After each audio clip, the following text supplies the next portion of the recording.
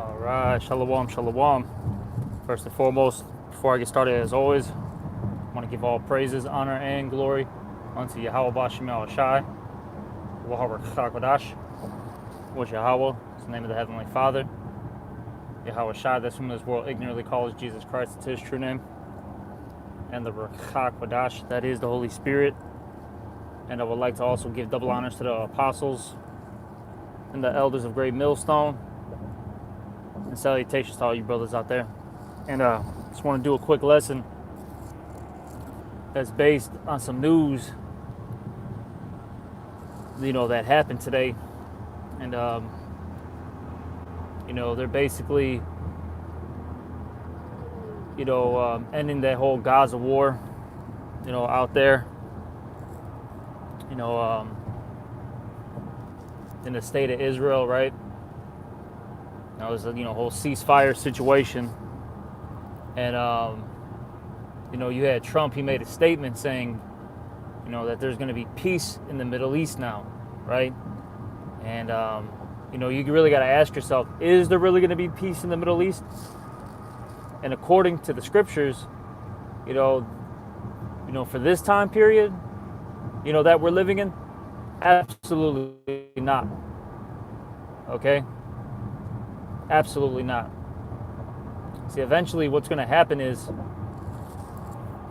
those that live in the state of Israel, right, those Israelis, they're going to continue to pull this world into World War III.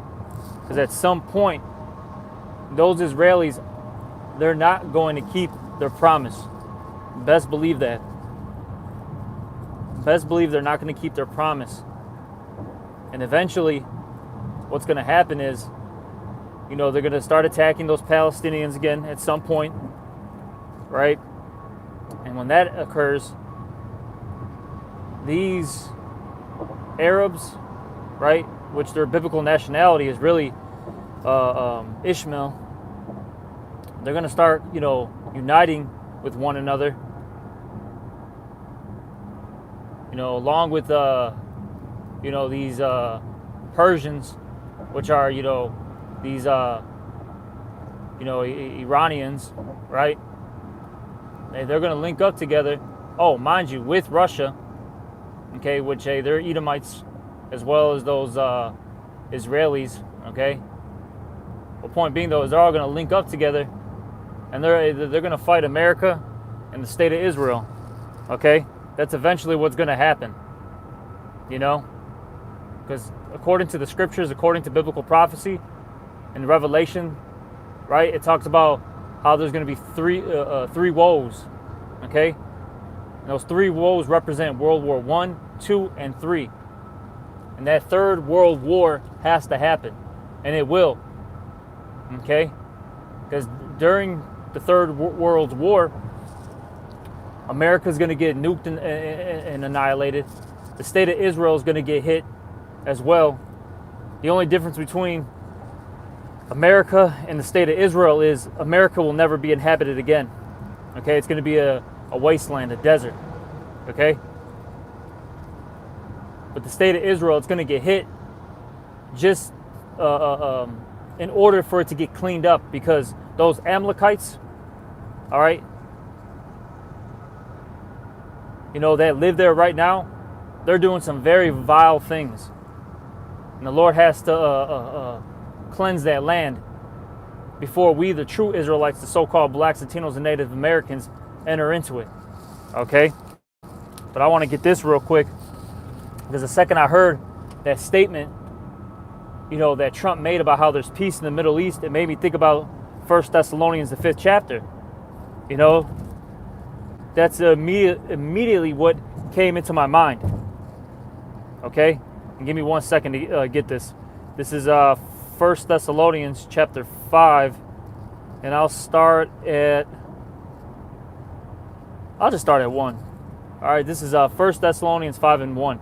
But of the times and seasons, brethren, ye have no need that I write unto you. For yourselves know perfectly that the day of the Lord so cometh as a thief in the night. Okay, so when Yahweh Shai, whom this world ignorantly calls JC, comes back, it's going to be when people least expect it. And mind you, before Yahweh Shai comes back, it's going to be a lot of business as usual, okay? Situations. Because this society, even though it's going to be crumbling, it's still going to be somewhat intact as well, okay? You see? And a lot of people are going to be caught off guard. All right? But let me keep reading. This is verse 3. For when they shall say peace and safety, then sudden destruction cometh upon them. All right, so just wait. That destruction is going to come. There is going to be no peace in the Middle East until Yahweh Shai comes back. Okay? These Edomites, their whole assignment, okay, their whole program is to take peace from the earth. All right, let me get that real quick in Revelation, the 6th chapter. That's their job. So there will never, ever be peace in the Middle East while Esau, Edom, the so-called white man, is in rulership. It's impossible. He is the wicked, They are not, they're not the ones that are going to bring a utopia. Peace, tranquility. No. That's not their assignment. This is their assignment. This is Revelation 6 and 4, and it reads here, and there went out another horse that was red, which that represents Esau. Genesis, the 25th chapter says what? He came out red all over like a hairy garment, right? That's the so-called white man. They're the only people in the world that don't have pigmentation like that. They were stripped from it because that's a curse from the Lord. That's a curse from the Lord, all right? You look at the entire world, and everybody is some type of brown. You see? But let me keep reading. This is Revelation 6 and 4. And there went out another horse that was red, and power was given to him that sat thereon to take peace from the earth, and that they should kill one another, and there was given unto him a great sword. Okay, and then another thing, in Genesis, the 27th chapter, Esau was blessed with the sword. And who's the most proficient in weaponry? Okay, that's something that people have to ask. And we all know who it is. It's the so-called white man, Esau Edom. He's the one that designs all these different, bombs, guns. He's into chemical warfare, so on and so forth. Okay? And they've done nothing but have taken peace from the earth. And it's very evident. The earth is falling apart right now due to this guy's, rulership. And they'll talk about how his society is so progressive, right? But it's really not. If it was the world would be flourishing, things would be thriving, but it's really not. As time keeps going by, more animals are becoming endangered or extinct, which, this is just my personal belief. I don't think animals are really extinct, okay? I believe the Lord has them preserved somewhere, That's just, and I talked about this with Eli Araya, I don't know when, this was a while back, but, we kind of just mentioned it to one another. And, the point being, though, is, animals are endangered, right? You got, what is that? Different ecosystems being destroyed, right?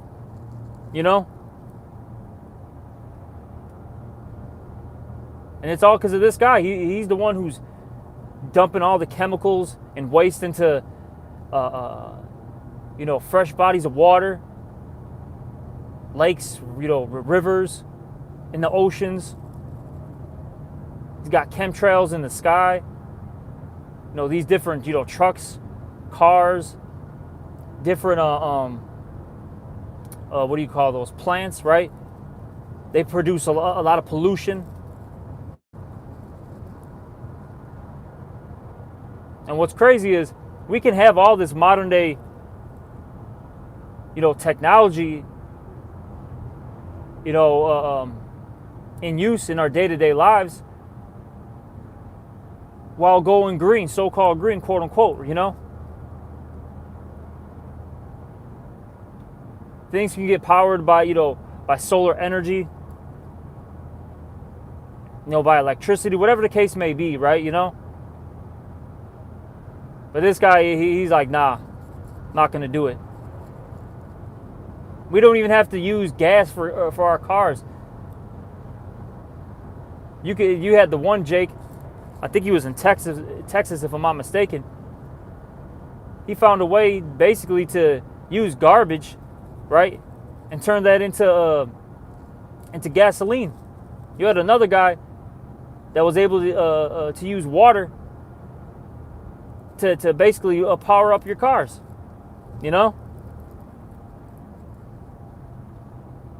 Magically, these people either die, or for like even this Jake right now, this was a couple months ago. He not that he got deleted or anything like that, but he kind of fell into the background because I'm sure he was getting a lot of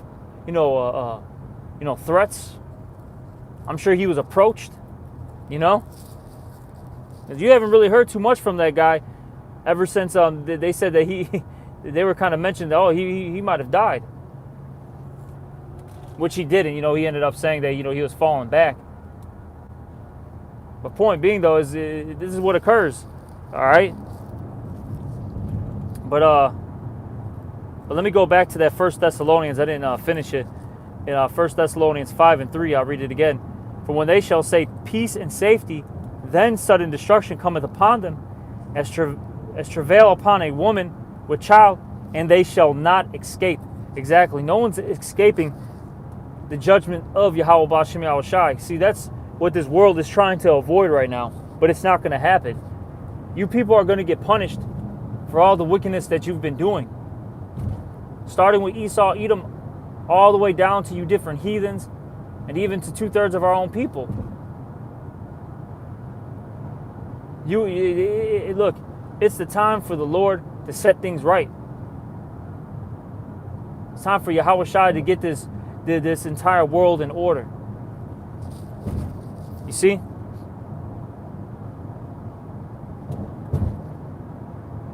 And it's coming. And it's coming. Let me keep reading. This is 1 Thessalonians 5:4 now. But ye brethren are not in darkness, meaning us who are in this truth. Because we're expecting these prophecies to be fulfilled. We're looking for them. And we're getting excited when we start seeing them come to pass. Okay? So it says here, it says, but ye brethren are not in darkness, that the day should overtake you as a thief. Ye are all the children of light and the children of the day. We are not of the dark, we are not of the night, nor of darkness. See, we've been enlightened. We've been illuminated, on the right-hand side. So we're not fooled about what's going on. See, these people, they're all excited and happy now.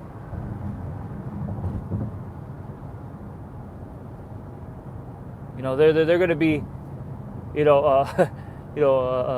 not showing up to these different, downtown areas and protesting anymore. They're going to relax. But like I said, eventually, those Edomites, they're not going to keep their promises. Those Amalekites aren't going to allow this to, they're not going to allow it to continue very soon. Let me get this real quick, because in the book of Psalms it talks about it, right? How they constantly break their covenants and their treaties, roughly paraphrasing it. Let me get it real quick. I think it's Psalms 50 or 55. Give me one moment to find it. All right. This is the book of Psalms, chapter, I believe it's 55 though. This is Psalms 55, and I'll start at verse 20. It says, he hath put forth his hands against such as be at peace with him. He hath broken his covenant. You see? Doesn't matter who it is. It could be the Israelites. It could be the Ishmaelites, Moabites, Ammonites, whoever, right? They'll try to, make peace with this guy. Have a whole deal, lined up, written out. And he'll still break that covenant, that contract that he made with whomever, he made that deal with. You see? And it says here, the words of his mouth were smoother than butter, but war was in his heart. His words were softer than oil, yet were they drawn swords. Okay? See, that's all that's in his mind is warfare. He just wants to get you comfortable. He wants you to be relaxed. So you're not on your guard. You're not, ready for combat. So the second you let your guard down, he can stab you in the back. That's the spirit that Esau, even the so-called white man's, he's always in. Look, his language is violence. You can't talk to this individual. And that's why Yahushua is coming back, okay, with the sword. He's not bringing peace.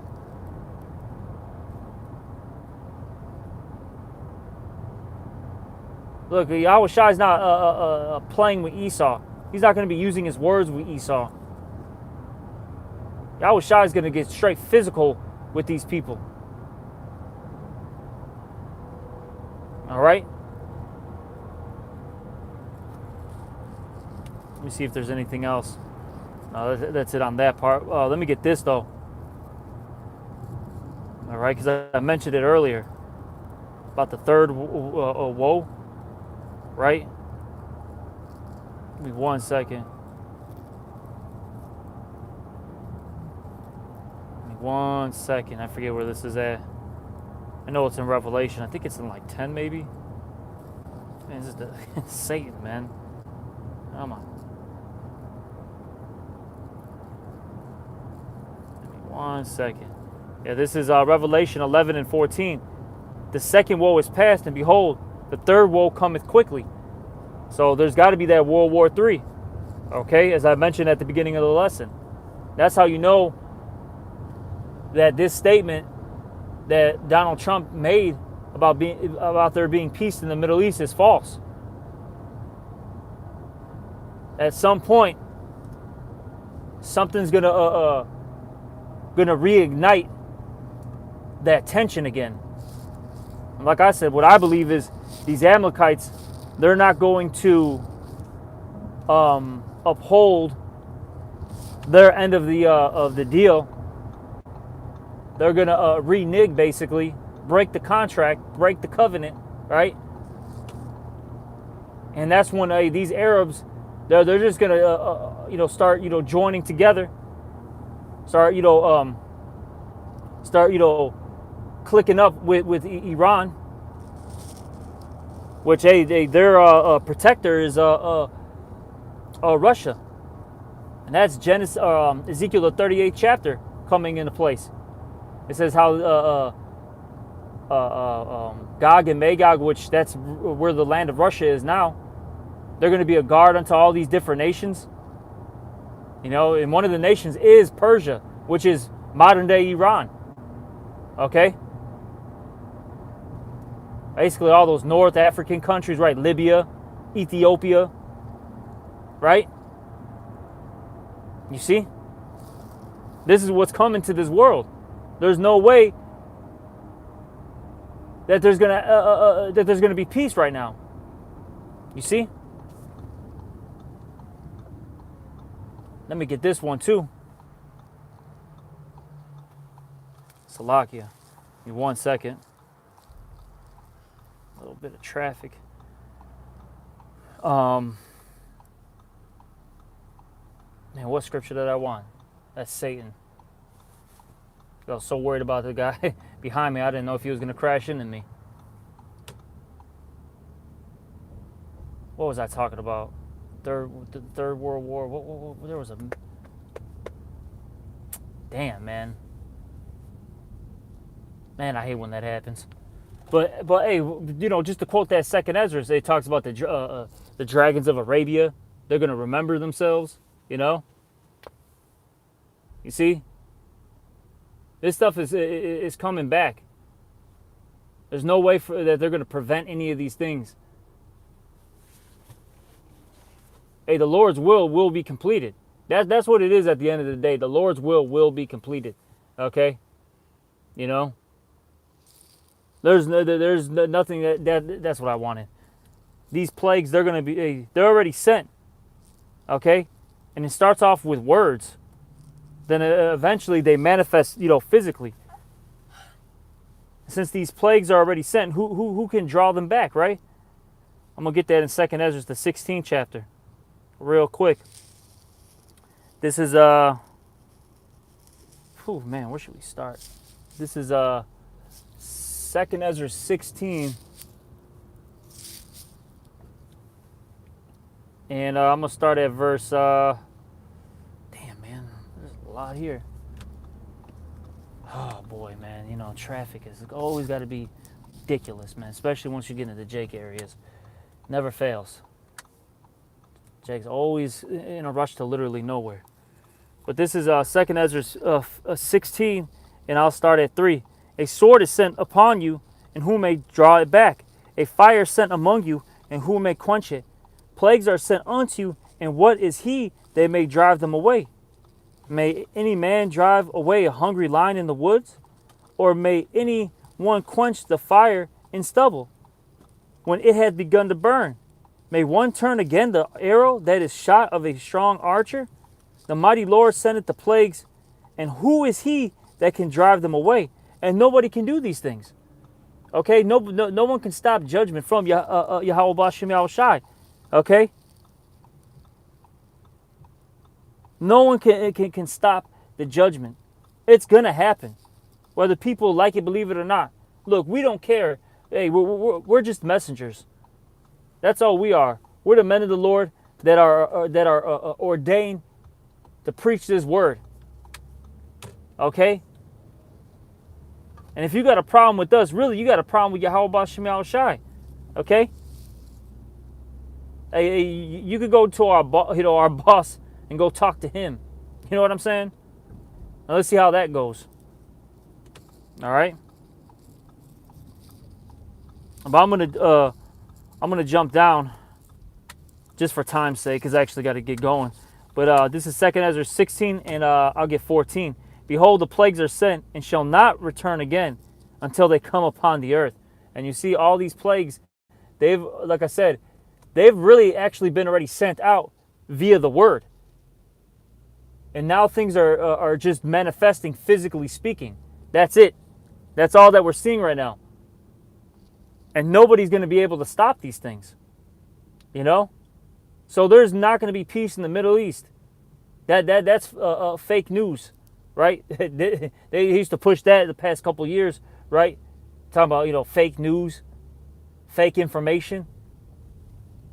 Look, the fake news, fake information is what these people are trying to push. Hey,